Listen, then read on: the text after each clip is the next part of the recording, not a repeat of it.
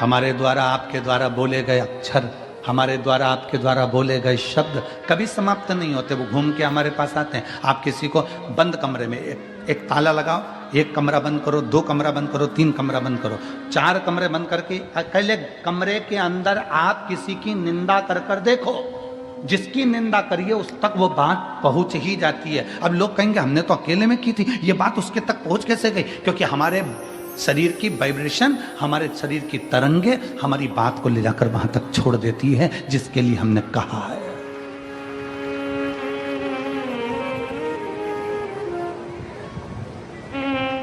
हमारे शरीर की वाइब्रेशन, हमारे शरीर की तरंगे वहां तक ले जाकर छोड़ देती है जिसके लिए हमने अपशब्द कहा। आप किसी को गाली देकर देखो, चलो जाने तो आपका कोई नौकर हो ना, आप अपने घर पे बैठ के नौकर कोई कुछ अपशब्द कह के देख ले, नौकर नहीं है वहां पर, परंतु उस नौकर को मालूम पड़ जाएगा कि मेरे सेठ के मुख में, मेरे सेठ ने मेरे लिए कुछ कहा, मेरे सेठ के दिमाग में कुछ चल रहा है। हमारी वाइब्रेशन बता देती है, हमारी तरंगे बता देती है। इसलिए शिव महापुराण की कथा कहती है, अच्छा विचार करिए, अच्छा सोचिए। अगर कोई तुम्हारा दुश्मन है ना, उसके बारे में अच्छा सोचना चालू करो। एक दिन वो दुश्मन तुम्हें सुंदर माला लाकर ना दे, तुम्हारे को गुलाब का फूल लाकर ना दे, तुम्हारे लिए गुलदस्ता लाकर ना दे, तो कहना जो दुश्मन है उसके लिए वे अच्छा सोचना प्रारंभ करो, श्रेष्ठ सोचो। बहू सास की दुश्मन नहीं है, सास बहू की दुश्मन नहीं है।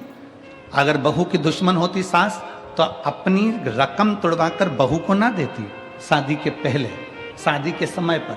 अगर सास तुम्हारी दुश्मन होती तो 1-2 लाख रुपए शादी में खर्च नहीं करती, 5-5, 10-10 हजार की साड़ियां, लहंगा तुमको नहीं दिलाती अगर तुम्हारी दुश्मन होती तो। और बहू अगर तुम्हारी दुश्मन होती तो वो अपना घर छोड़कर तुम्हारे घर में नहीं आती तुम्हारी गुलामी करने के लिए। ना सास बहू की दुश्मन है, ना बहू सास की दुश्मन है। ये दोनों रहते रहते एक दूसरे से बोलते नहीं, अपशब्द नहीं बोलते, पर अंदर ना जाने कैसे कैसी अंटी पालते रहते हैं, अंदर की वाइब्रेशन ऐसी कर लेते हैं। मम्मी ने ऐसा कर लिया, पापा ने ऐसा कर लिया, अंदर से सोच रहे हैं, तो वो वाइब्रेशन तुम्हारी सास तक पहुंचती है, सास की वाइब्रेशन बहू तक पहुंचती है, और दोनों का मनमुटाव आपस में चालू हो जाता है। और एक दिन ये होता है कि घर में अलग अलग हो जाते हैं। ये हमारे शरीर की वाइब्रेशन है, ये हमारे शरीर का विचार है, ये हमारी दृष्टि है। आप अच्छा सोचो ना। एक स्त्री, एक पत्नी रोज पति पर शंका करती है, रोज प्रतिदिन शंका करेगी, मन में शंका भरा गई है तो शंका करती रहेगी, शंका करती रहेगी, शंका करती रहेगी, शंका करती रहेगी। आखिर में पति को मालूम पड़ जाएगा कि ये शंका कर रही है। पति शंका करेगा तो मालूम पड़ जाएगा कि पत्नी शंका कर रही है। ये हमारी वाइब्रेशन है हमारे शरीर की, जो वहां तक पहुंचा दी।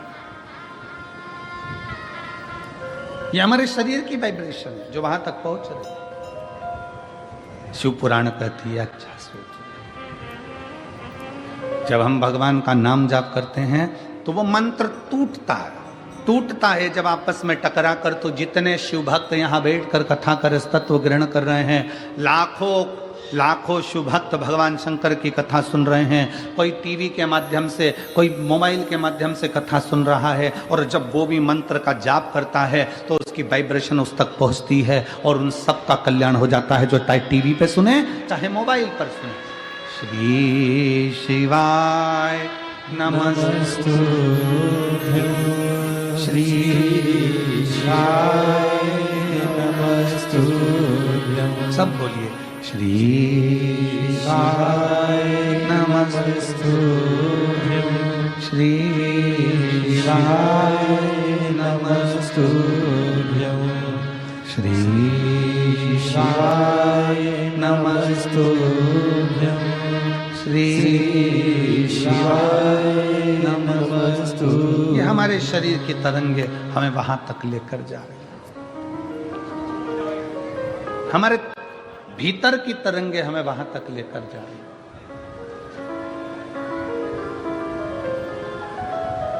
भगवान दुख नहीं काटता।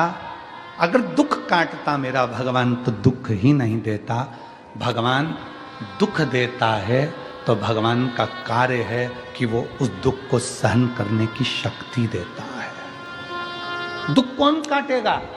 अब आपको बताना है, दुख कौन काटेगा? आपका जपा गया नाम, आपका चढ़ाया गया एक लोटा जल, आप जो अपना घर छोड़कर परमात्मा के दरवाजे तक जा रहे हो, किसी भूखे को भोजन करा रहे हो, किसी प्यासे को पानी पिला रहे हो,